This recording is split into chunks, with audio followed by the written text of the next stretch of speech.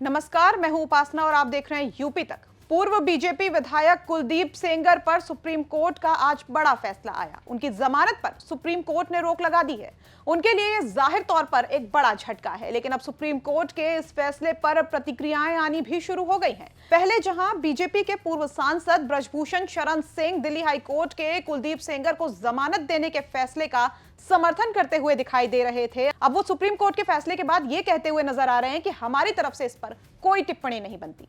दरअसल सीबीआई ने Delhi high court के फैसले को सुप्रीम कोर्ट में चुनौती दी थी। इस याचिका पर सुनवाई करते हुए सुप्रीम कोर्ट ने दिल्ली हाई कोर्ट का यह फैसला आज पलट दिया है। फिलहाल कुलदीप सेंगर को इसके बाद जेल में ही रहना होगा, लेकिन जब इस मामले पर पत्रकारों ने ब्रजभूषण शरण सिंह से बात की तो उन्होंने कहा कि सुप्रीम कोर्ट के फैसले पर हमारी तरफ से कोई टिप्पणी नहीं बनती है। कुलदीप सेंगर को आज जमानत मिली थी और सुप्रीम कोर्ट ने उनकी जमानत याचिका पर रोक लगा दी है।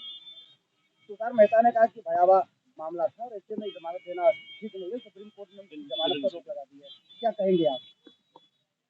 सुप्रीम कोर्ट के फैसले पर हमारे तरफ से कोई टिप्पणी नहीं बनती है। जमानत मिल गई है, उनके साथ षड्यंत्र हुआ। उन्नाव की रेप पीड़िता ने कहा कि आपका नाम लेकर तो वो लोग उनकी मदद कर रहे हैं।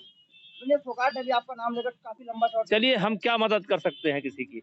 जो कर रही है कोर्ट कर रही है, जो कोर्ट करेगी उसका स्वागत हर व्यक्ति को करना पड़ेगा। तो ब्रजभूषण शरण सिंह यूं तो इस मामले पर कुछ भी कहने से या कोई टिप्पणी करने से बचते नजर आ रहे हैं। हालांकि उनके इस मामले पर जो पहले दिए गए बयान हैं वो भी खूब सुर्खियों में रहे हैं। साथ ही चलते चलते ब्रजभूषण ने यह भी कह दिया कि जो कुछ कर रहा है कोर्ट कर रहा है और उसका सम्मान सबको करना पड़ेगा। बता दें कि उन्नाव रेप केस में सुप्रीम कोर्ट के इस बड़े फैसले के बाद कुलदीप सेंगर की मुश्किलें बढ़ने वाली हैं। सेंगर को रेप के मामले में उम्र कैद की सजा सुनाई गई थी, लेकिन हाल ही में उनको कुछ शर्तों के साथ जमानत भी दे दी गई थी, लेकिन सुप्रीम कोर्ट ने इस फैसले पर रोक लगा दी है। सुप्रीम कोर्ट के इस फैसले के बाद पीड़िता के पक्ष के वकील का क्या कुछ कहना है वो भी सुनिए।